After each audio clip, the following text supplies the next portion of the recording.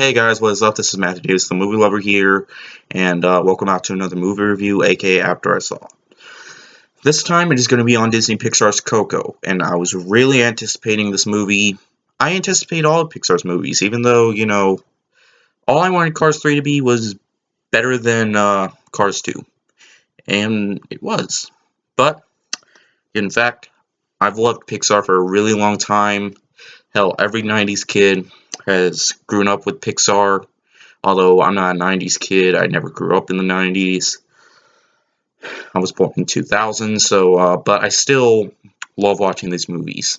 First Pixar film I saw in theater was Finding Nemo, and hell, I started talking every time I watched Toy Story and Monsters Inc. I knew the lines. I think I knew the lines for every single one of those movies, and I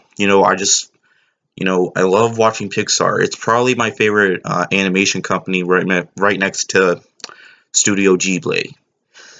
And Coco is about this boy named Miguel. Now, here's the thing. Actually, going into this film, it's pretty much going to be. I think this is going to be one of those films where people, like how in the Legend of Zelda series at the time, people always mistake Link for being called Zelda. I think this might have that treatment when I think people might think that Miguel is named Coco, pretty much. I thought he was called Coco, but no. The trailers never showed why it was called Coco, so it pretty much it does show why it's called Coco in the movie. But anyways, it's about this boy named Miguel who really wants to be a musician. He wants to be like his hero, Ernesto de la Cruz, who is known to be the greatest musician of all time.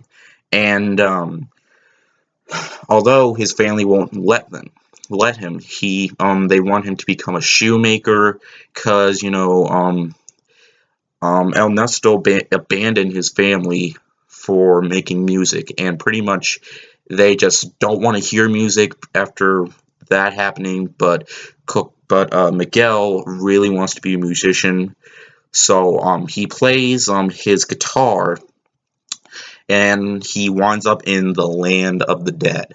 Now, this is similar to another film from 2014 called The Book of Life, which I've pretty much only seen like the last few minutes. Like the only time I watched the film was from that scene where the guy got bit by the snake and ends up in the world and becomes a skeleton, then through the end of the film. So I don't know a whole lot about that film.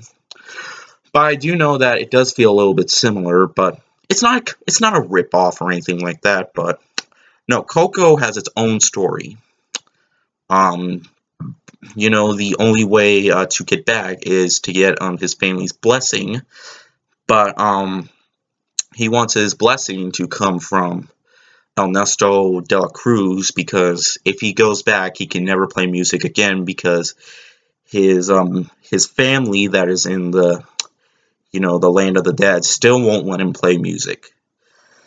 So a skeleton by the name of Hector comes in and helps him go to the land of the dead and meet up with him pretty much. And going into this movie, I was floored. This was an amazing experience.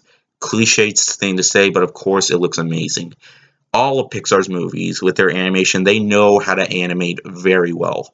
Hell, that's the only thing I liked in Cars 2, mainly was the animation. It was still flawless, pretty much. And this is definitely one of their most amazing. The detail and the design and the movement of the fingers going on the guitar, the way they do that. And, of course, the music. The music is phenomenal. And just like with Kubo and the Two Strings, this is a film that me and my dad talked about how good it was on our way back home, because it just feels good, because I haven't seen a great or a good animated movie this year since Captain Underpants, which I saw 5.5 months ago. And pretty much I just saw, while I was waiting for another good one, I saw Despicable Me 3, Cars 3, You Know What, And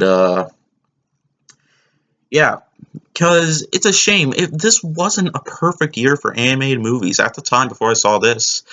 Like I said, the only ones I enjoyed were Captain Underpants and Lego Batman. And finally, Pixar has repaid us after Cars 3. Cars 3 was pretty much an apology letter after Cars 2. But with this film, they certainly repaid us, and they're going to repay us again with Incredibles 2, which, yes, I did see the teaser trailer for in the theater. Oh my god, that trailer was better the second time around. And yeah, also there was a beginning Frozen short which went on for like 20 minutes. That was pretty good. And really, it was just something because it was really preparing us for this film. And let me just say, one of my favorite things about this was it's it has a really big twist. There are twists and turns throughout this movie that I didn't expect, and it explains like other characters pretty much. Hell, Miguel, the main boy of the movie, he is a very memorable Pixar character. Like I felt like he was a real character. This is a film that almost made me floor. It almost made me tear up near the end of the movie. It made my dad tear up. I mean, every time I watch a movie that I want to tear up to, he's usually the one that tears up, not me. Like, I really want to. That's what I love about Pixar. It really knows how to get you down in there. You know, Toy Story 3, Inside Out. That's what I love about these films. They really fell. Oh yeah, Up as well. Up had some tear jerky moments, and that's certainly what I love about Pixar. Pixar does do that. Hell, this is one of the most memorable Pixar films I've seen in a while. While not quite as good as Inside Out, I did think it was better than Ratatouille. I thought it was better than Finding Dory. And what I'm about to say isn't a Pixar film, but I still kind of might like it more than Zootopia. I might like it a bit more than Zootopia. Please don't tell anyone. I know people I'm telling you are going to be in the comments, oh no, you like it more than Zootopia? How dare you? Well, don't get me wrong. I still think Zootopia is a great Disney animated film, but I know people were kind of shocked when I put it as number 4 on my favorite animated films of last year. But you want me to be honest? I'm being honest. This is a cliche thing to say, but it's definitely worthy of best animated film of 2017. Hell, this is my favorite animated movie of 2017. And with all these twists and turns in the film, which is really hard to spoil, and it certainly does get you deep down in there. It really get me deep down in there. And it doesn't have a whole lot of comedic elements. They do come from the characters multiple times. Like, of course, with that guy where his jaw dropped, that was a funny scene, which they showed in the trailer. And, of course, when Miguel's walking like a skeleton, and the guy says skeletons don't walk like that. That's how you walk. But, yeah, and it's certainly, like I said with Lady Bird, this feels like a fresh new thing for movies. This feels, while its story isn't original, it is, people might say it's a story that you have seen a million times, people want to do something, but something about it. But this is actually a film about family. This is mainly what it focuses on. Most of the time, it's family. And its heart right there is definitely in the right place when it comes to family, with his family in the real world and in the land of the dead world. It really does hit you. And this is a film that I think all families should see. And this is a film that it certainly might hit you. It certainly might make you cry. Toy Story 3 made everybody cry. And but again, that's what I love about Pixar. This is a film that families certainly need to watch. And this film basically reminds me why I love Pixar movies. This film really does. I mean, this decade hasn't been a perfect year this decade hasn't been a perfect decade. Like, Brave was good, but it wasn't great. Monsters University was good, but not great. Good Dinosaur was good, but not great. See, Pixar has its kind of had its falters. I mean, hell, the 2000s were no pleasure, and not everybody liked Cars 3. I mean, the first Cars. Nobody loves. Not a lot of people really love the Cars films. Hell, Cars was the one that I watched the most at that time. But growing up, I still like Cars. It's still a film. It's a film that I will never hate. But I see its glaring flaws. You know, it's a movie about cars, but about talking cars pretty much.